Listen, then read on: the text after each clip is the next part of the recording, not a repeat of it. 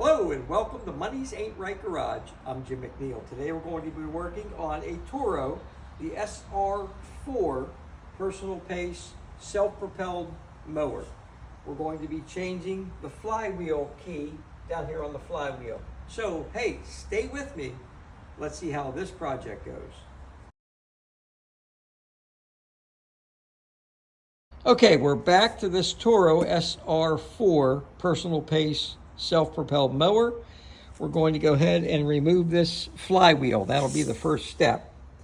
We're going to go ahead, this bolt is already loosened up here on the top. Let me show you what we're going to be tackling here.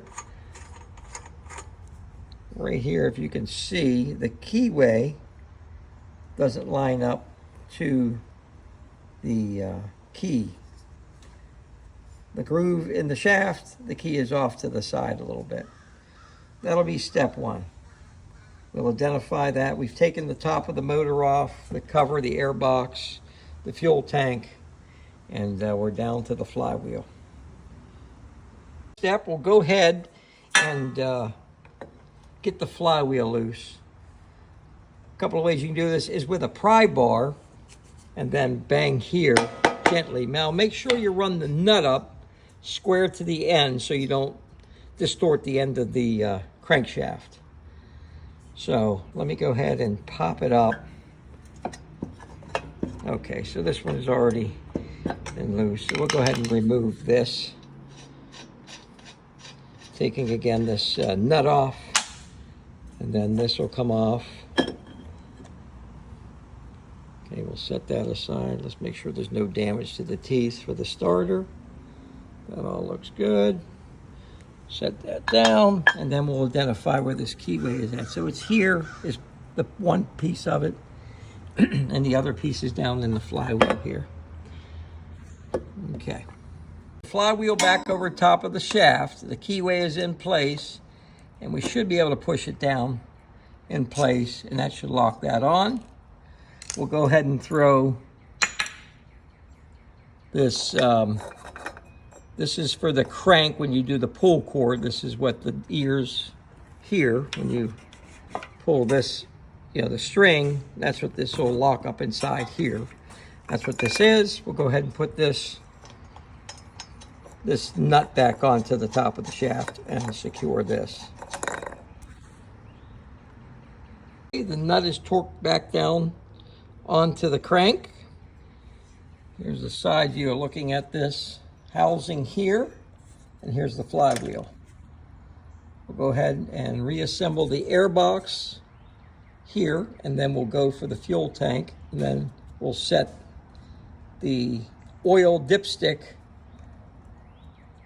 screw that down to the air box, and then we'll go from there. Okay, we've set the air box housing back on top of the motor. Now, the longer bolts, opposed to the shorter ones, that's the short one, there's the long one. The long one goes in the back here. Excuse me, the short one goes back here, and the long one goes in the front. There's going to be two on each side. Okay, we've secured the oil dipstick housing. Now we'll go ahead and secure the fuel tank to the top. And we'll go ahead and tighten that down. There's 3 bolts that will go in there. And again, we're back to this. It's threaded, and then it has a shoulder with no threads on it. You'll probably see that better. Go ahead and put all 3 of them back in. Okay. The fuel tank now is secure in the 3 locations we talked about. Here, here, and here. Now we're going to go ahead and put the cover on. Just a decorative cover. Identifies what type of motor this is. And it has 2 screws that will screw into the plastic. Let me show you where that goes. There's a hole here for that screw to go into, and a hole here on this ring that's attached to the fuel tank. That's where these 2 screws will anchor. Okay, we're going to go ahead and start this machine up. It's back together.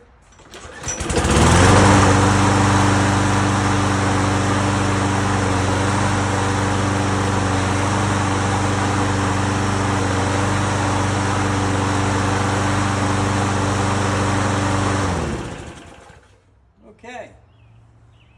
Well, there you go. That's going to be how to replace that flywheel key. And in this particular engine is going to be on a Briggs and Stratton. So, hey, thanks for watching.